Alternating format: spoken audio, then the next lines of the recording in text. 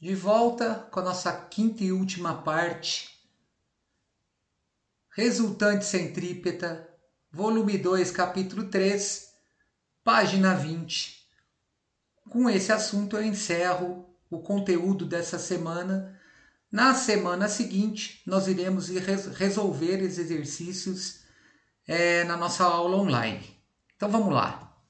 Bom, sempre que um objeto descreve uma trajetória curvilínea, a resultante das forças perpendiculares à sua velocidade, ou seja, a resultante centrípeta, apresenta módulo diferente de zero. Por que essa resultante centrípeta tem que apresentar módulo diferente de zero? Porque a resultante centrípeta é a responsável pelo corpo fazer curva, tá? Um caso clássico é o globo da morte.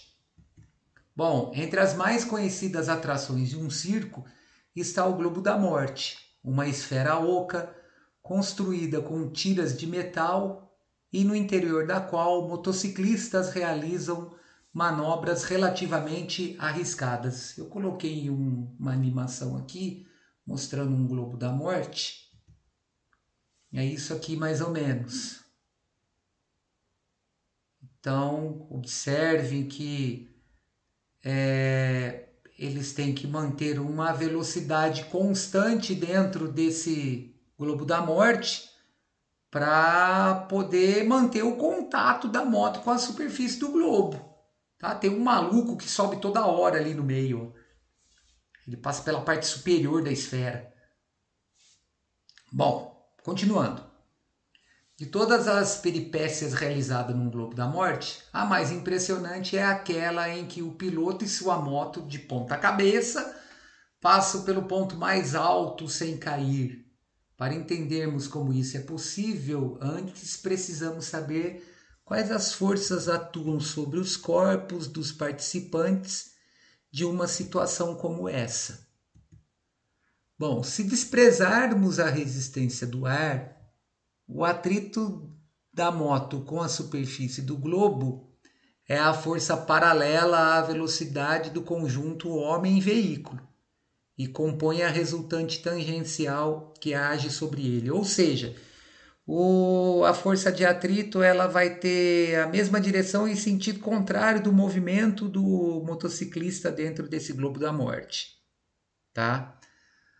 Já o peso do conjunto e a força normal constitui a resultante centrípeta no caso abordado. Então, eu vou ter duas condições de resultante centrípeta para esse motociclista. Uma é quando ele se encontra na parte mais baixa do globo e a outra quando ele se encontra na parte mais alta desse globo da morte.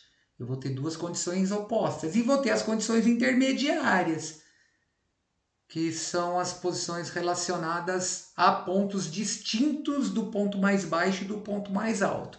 Mas aqui nós vamos abordar esses dois casos. Então observe, na condição dele se encontrar no ponto mais baixo, que é no ponto 1, a resultante centrípeta, o que é a força centrípeta? É a força que aparece numa trajetória circular, sempre apontando para o centro dessa trajetória. Então, neste caso, a minha resultante centrípeta, ela vai ser a força normal N1 menos o peso. Por que N1 menos P? Porque a resultante centrípeta é na direção de N1. Então, olha lá, ó, vai ser N1 menos P. Então, na condição mais baixa aqui, é a condição que ele, dependendo da velocidade, que ele sofre uma maior compressão da moto com a superfície do globo. E no ponto 2, que é o ponto de maior altura dentro desse globo da morte, que é o ponto de altura máxima, eu tenho a resultante centrípeta também apontada para o centro, só que nesse caso agora a resultante centrípeta ela é vertical e para baixo. Como o peso e normal N2 tem a mesma direção e sentido dessa força resultante, a resultante centrípeta no ponto 2 é a soma da normal 2 com esse peso. Porém, observem o seguinte: quanto mais rápido a moto se mover pelo globo da morte, mais ela comprime, ó, que foi o que eu falei, ó, mais ela comprime a superfície que encosta, ou seja, quanto maior a velocidade da moto, maior a intensidade da força normal que age sobre o conjunto. Assim, conforme o motoqueiro resolve desacelerar, o valor da normal diminui também. É lógico que vai ter uma hora que ele vai ter que desacelerar, né? Senão ele não para nunca o movimento dentro desse globo da morte. Só que ele tem que desacelerar de uma maneira uniforme, porque senão ele pode cair dessa moto no ponto de altura máxima. Vamos entender por quê. Ao passar pelo ponto mais alto da trajetória, se a normal atingir seu valor mínimo, que é zero, a moto estará passando por esse ponto sem comprimir a pista e também com a mínima velocidade possível, que matematicamente vai ser calculada da seguinte maneira.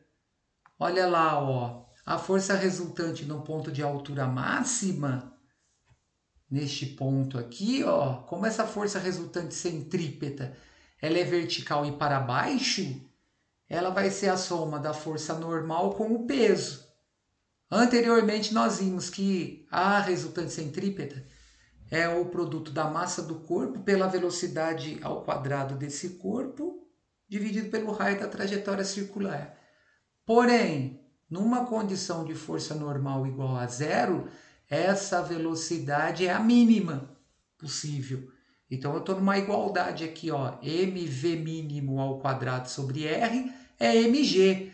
Esse zero aqui, somando, ele não vai fazer diferença nenhuma. Então eu posso cancelar essas duas massas.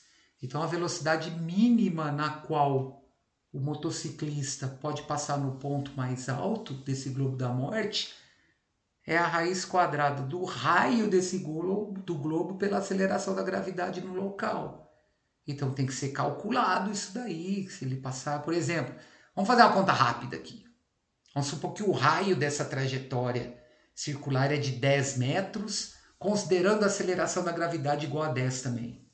Então vou ter raiz quadrada de 100. Logo, a velocidade mínima que ele pode passar por esse ponto mais alto aqui, ó, é de 10 metros por segundo, que corresponde, por exemplo, a 36 km por hora. Se ele passar nesse ponto com uma velocidade de 35,9 km por hora, ele perde contato e ele cai da moto. Aliás, ele não cai da moto não, ele cai com a moto, tá? Então, se a velocidade da moto for inferior à velocidade mínima, antes mesmo de chegar ao ponto mais alto da trajetória, ele acaba caindo. Beleza, pessoal? Bom, com isso eu encerro essa parte de forças de contato. Observe que nós englobamos na força normal a definição de força normal em si, força normal em elevadores, força normal em plano inclinado, força normal associando contato entre corpos e a força centrípeta. Tudo bem? Uma boa semana a todos e até agora nossa próxima aula, que é online. Um abraço e até mais.